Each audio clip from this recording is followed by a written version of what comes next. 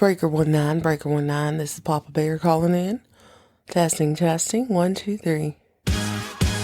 Ladies and gentlemen, boys and girls, welcome and welcome back to Soap Lore, the official gathering place for newbies, novices, and OG diehard fans of the golden age of primetime. I'm your host, Jet, viewing and reviewing the soapiest, sedgiest primetime storyline of 1983. So whether you're new to this or true to this, sit back and enjoy. Tell the kids it's time to play outside or out of sight. Tell babe no questions, suggestions, or concerns for the next 25 to 35 minutes. Everyone else in earshot, cool, quiet, or kicked out are your only options because we have a wedding to tend to. Ladies and gentlemen, boys and girls, this is Soap Lore. Hello, gorgeous. Welcome and welcome back to another fun edition of Soap Lore. We're jumping back into Dynasty. I gotta admit though, I was ready to just kind of bypass it. I'm not feeling the wedding, but I said, Jet, you're being irrational. You're going to experience each and every one of these shows in their awfulness, in their realness, good, bad, bubbly, or indifferent. I'm going to watch it from top to bottom. And I have to admit, I didn't despise this episode of Dynasty as much as I thought I would. It is, of course, titled The Wedding. It did encourage a thought, though, so I want you to grab something bubbly or bright, kick your feet up, and let's just kind of dissect Season 4, Episode 12, Dynasty, The Wedding.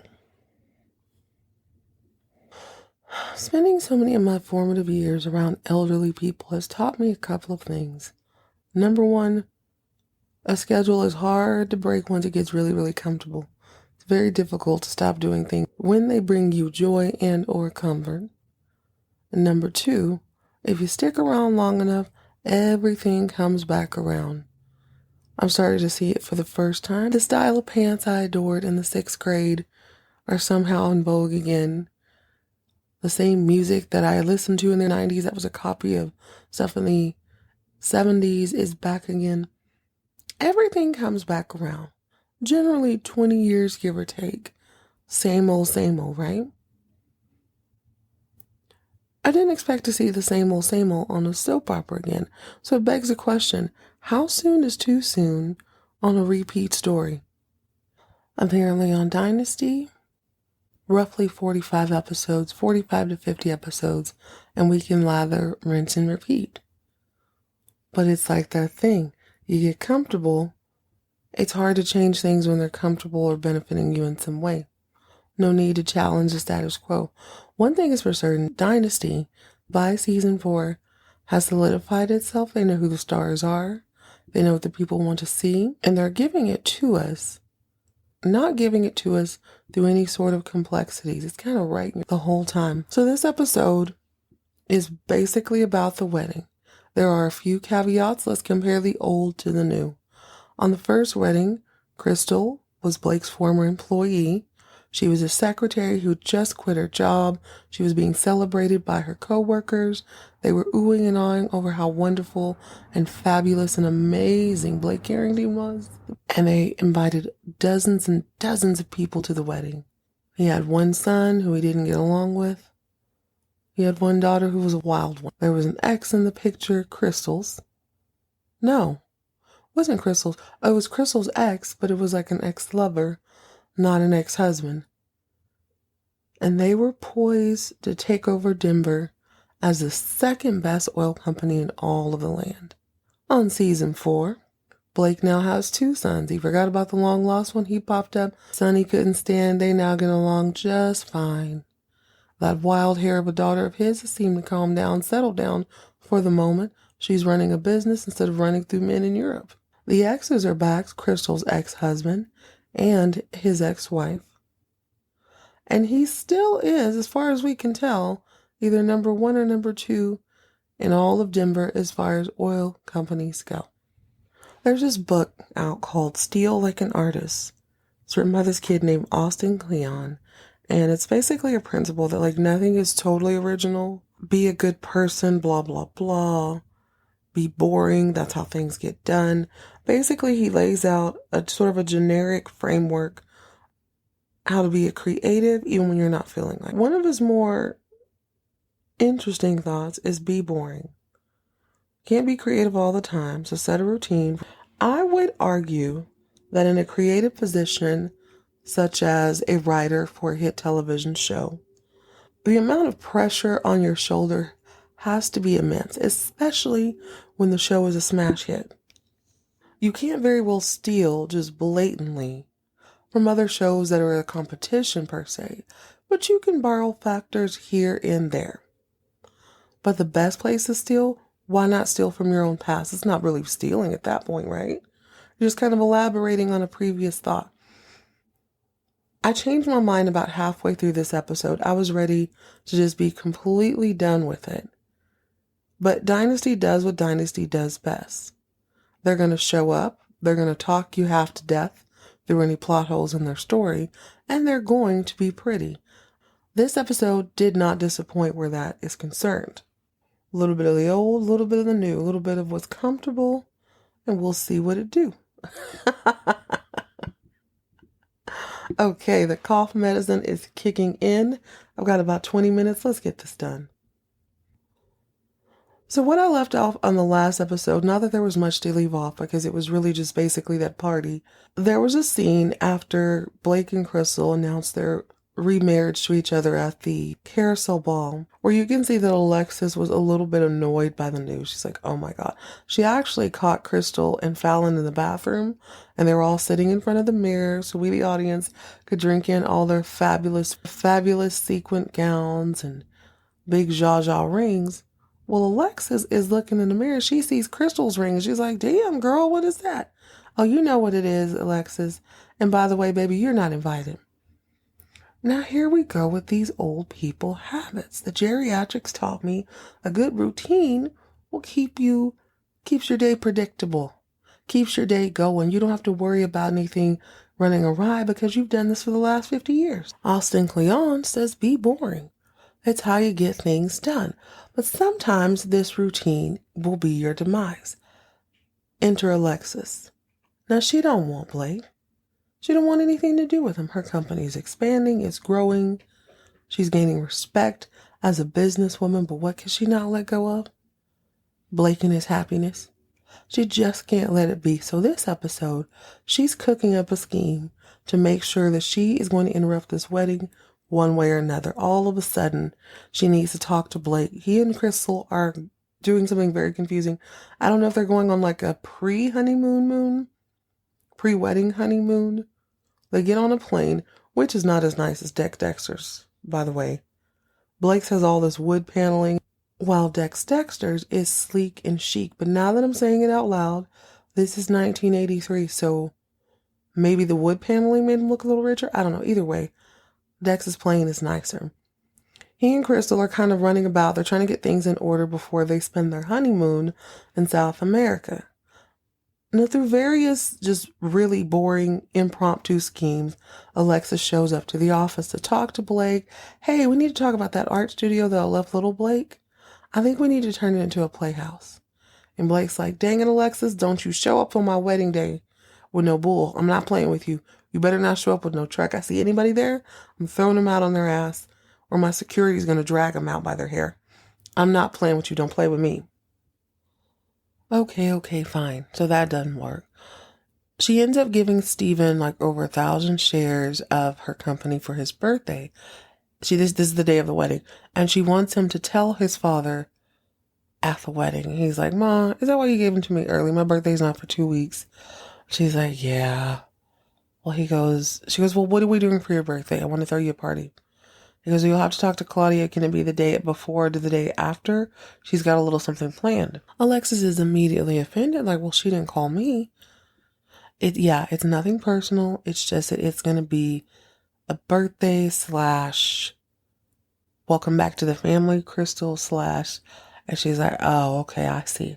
So Alexis ends up taking Claudia out to lunch. They're barely eating their salad, but Alexis shows up in all white and fur to remind the world that she is rich, okay? Claudia Your party is basic and unimportant. Can't you just change the date? Claudia's like, I absolutely will not.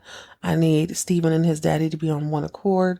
I'm glad that they love each other. I'm glad that he loves you. But please stop bringing me into you. None of Alexis's schemes are working.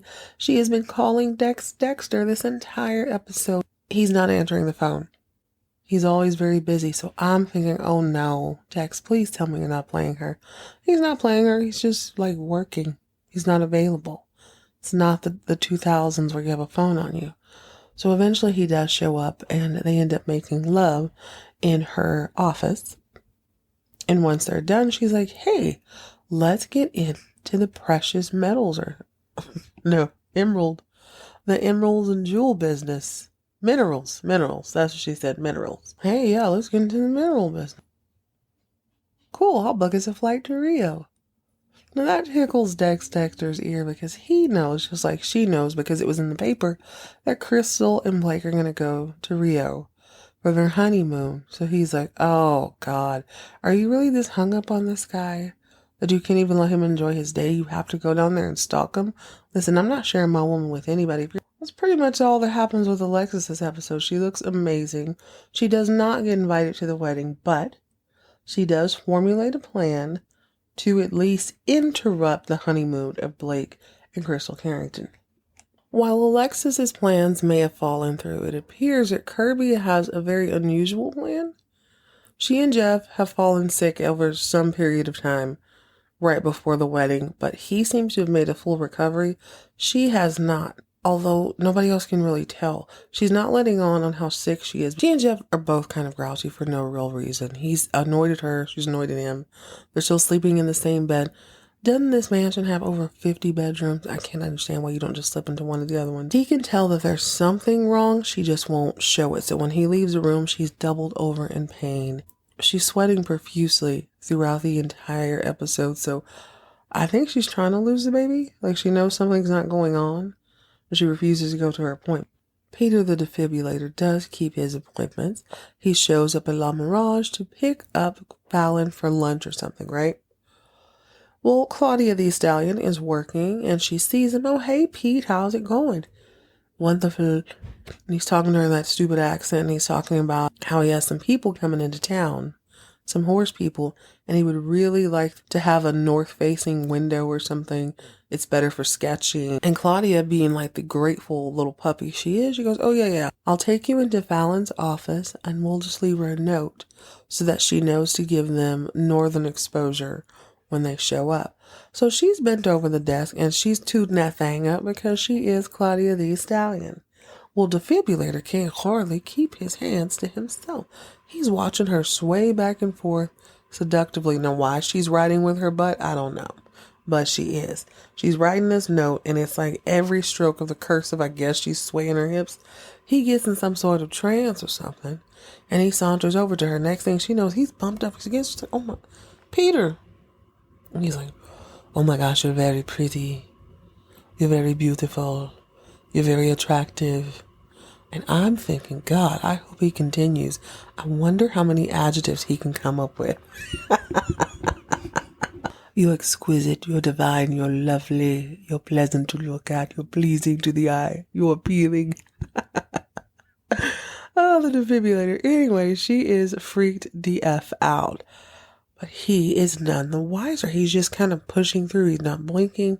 And then this freak reaches up and he puts his fingers through her hair. She's like, what the fuck? Sir, please back up or I will expose you to Fallon. He's like, well, you can do that, but I'll just deny it. I'm like, well, I mean, he's got you there. Fallon, of course, walks in not 1 minute later, and she's none the wiser because he just spins around. I guess it kind of pays to be creepy and standoffish and non-blinking because that's just his resting heart rate, so he always looks like that. You never really look suspicious because you always look suspicious. Think about it. Plus, Fallon is quite busy because she takes over the role that we originally met Joseph in. Do you remember on the very first episode where they're making the wedding cakes and Fallon goes through and I think she eats the bride or something? Yeah. Not this episode. Everyone's fussing over the details. Turkey and ham are being made. which I think is a horrible receptionist food, but whatever. There's deviled eggs. There's 8 million maids in the kitchen. Fallon comes through, and she is the new major domo. She is making sure that everything is running as efficiently as it should. She even looks at the little wedding topper and says something, I don't know, something ironic. I guess showing the audience that, hey, she's not going to bite the head off. We're going to do this right this time. Well, they're going to do it again. Let's just say that. This place is crawling with people. I mean, there's dozens of cars parked outside. It's standing room only in the entryway, in the foyer. Everyone's in the hall. The grand staircase is decked to the nine. I mean, it's covered in foliage and this coral flowers and just you name it. There's clearly going to be a wedding that day. I'm not crazy about the ensembles.